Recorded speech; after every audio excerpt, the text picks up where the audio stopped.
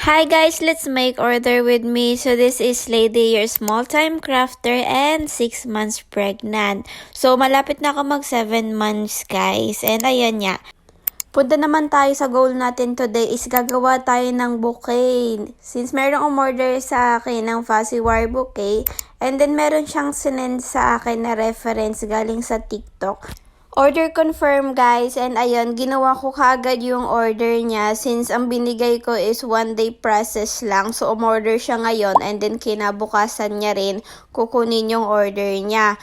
Ayan guys, nakikita niya naman na color blue and light blue yung ginagawa natin kasi ang sabi ng customer is pang boy itong bouquet na gagawin natin. So hindi ko na tinanong kung ano yung occasion, basta ayan, sinundan lang natin yung reference na sinend niya.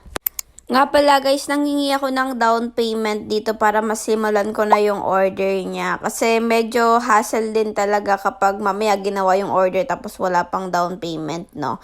Pero ayun, agad-agad naman nag-send ng payment si customer and ayun, very thankful tayo kasi nagkaroon na naman tayo ng panibagong order. Share ko nga lang pala guys, ito yung unang big bouquet na order sa akin. So, kung makikita niyo yung color pink sa likod, ginawa ko lang siya as a sample, no? So, ito talaga yung pinakaunang project ko, yung color pink.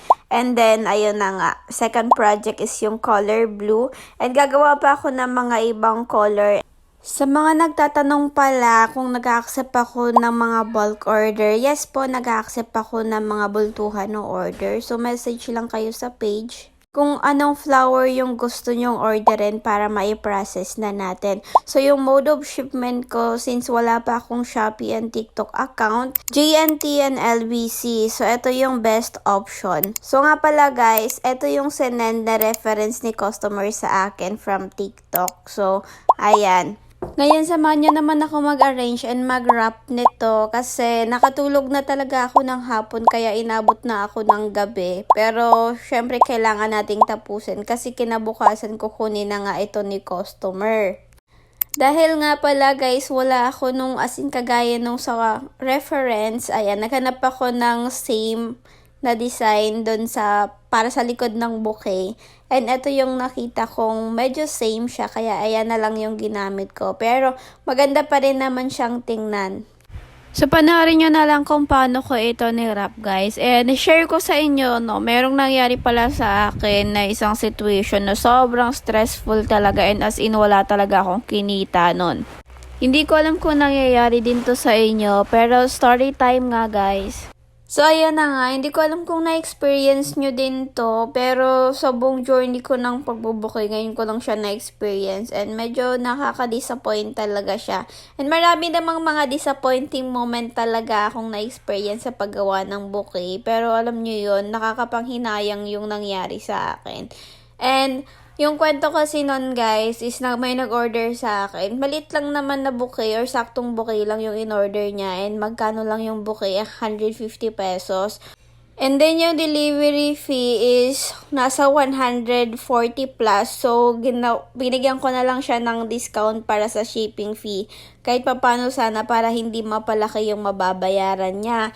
And then ang nangyari naman is may sinend na siya sa aking address. And ayun yung kinopy-paste ko sa Lalamove. And then meron doon nakapin as in same talaga yung address. Kaya ayun yung pinindot ko. And sinend ko din naman sa customer, no, yung booking details ko. Pero hindi niya din na-double check kung tama. At ayun na nga, na-deliver na yung item na iwan na dun sa guard. And di pala yun yung tamang address. Kaya binook ko ulit, no. Sobrang stressful and hassle siya. Pero I decided na i-book na lang ulit since kung gagawa ako ng another bouquet is gagastos ulit ako ng material. So ayun guys, super disappointing. Kayo ba? Ano yung mga na-experience nyo na sobrang stressful talaga, no? And ayun, wala talaga akong kinita doon as in zero talaga yung kinita ko. And ayun nga, kinonsider as done ko na para hindi na ako masyadong ma-stress and charge to experience talaga yung nangyari sa akin na yun. By the way guys, here's the final look. Super ganda.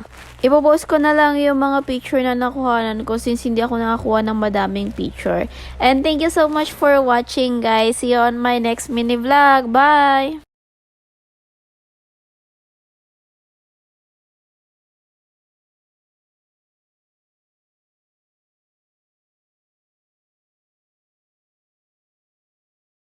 See you on my next mini vlog.